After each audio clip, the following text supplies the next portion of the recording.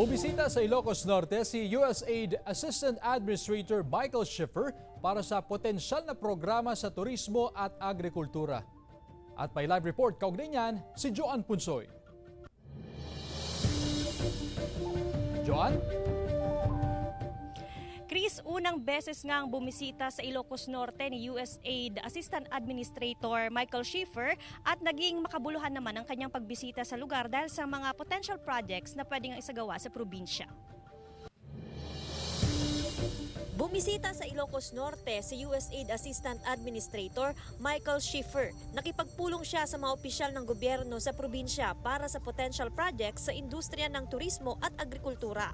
Where the opportunities are for the United States Agency for International Development to work here to help support the aspirations of Ilocanos to drive economic growth. Bagamat hindi pa niya idinitalye ang mga konkretong proyekto na posibleng itayo o ipatupad sa probinsya. Ilocanos community is the vast majority of the Filipino-American community, and so this is really where the heartbeat of the relationship between the United States and the Philippines lives. Humanga rin siya sa ganda ng Poway Church bilang isa sa 4 na Baroque church sa Pilipinas na kinikilala rin ng UNESCO. As a UNESCO World Heritage Site, this church, and just looking at the architecture from the outside, is an amazing piece of the cultural fabric.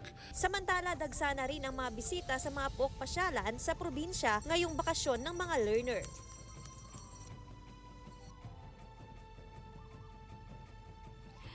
Hindi naman naging problema nga ang weather conditions sa probinsya ng Ilocos Norte dahil naging maaliwalas naman ito. Bago nga ang kanyang pagbisita sa Poway Church ay una muna siyang nakipagkita sa mga opisyal nga ng lokal na pamahalaan ng Ilocos Norte at sa Calawag City. Sunod dito ay pumunta naman siya sa Mariano Marcos State University sa Batac City na nakatanggap nga ng 3 grant mula nga sa programa ng USAID. Ito ay makakatulong para sa kanilang mga research program, kabilang narito ito ang produksyon ng ethanol-based disinfectant.